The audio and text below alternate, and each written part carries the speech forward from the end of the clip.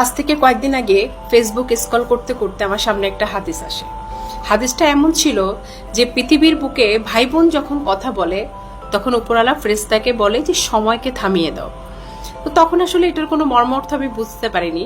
তার কিছুদিন পরে আমি যখন এই হাদিসের একটা ডিটেলস বর্ণনা আমার সামনে আসে, তো তখন হাদিসের মাধ্যমে আমি জানতে পারি যে মৃত্যুর পরে মানে আখিরাতে জীবনের পরে অনেকের সাথে অনেকের দেখা হওয়ার সম্ভাবনা আছে।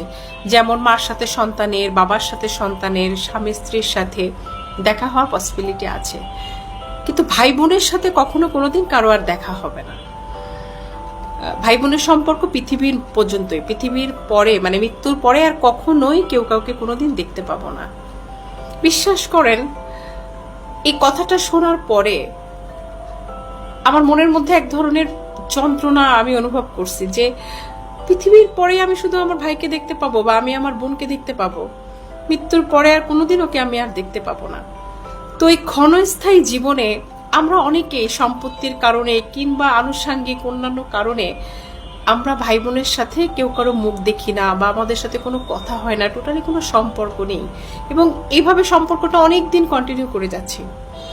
তো তাদের উদ্দেশ্যে আমার একটাই মেসেজ, সেটা হলো যে যে সম্পর্কের স্থায়িত্বকাল এত কম, সেই সম্পর্কের মধ্যে এত বৈরিতা না রেখে আমরা আমাদের সম্পর্কগুলো সুন্দর করে ফেলি।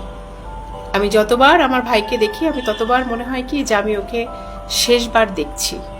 এটা আমার উপলব্ধি।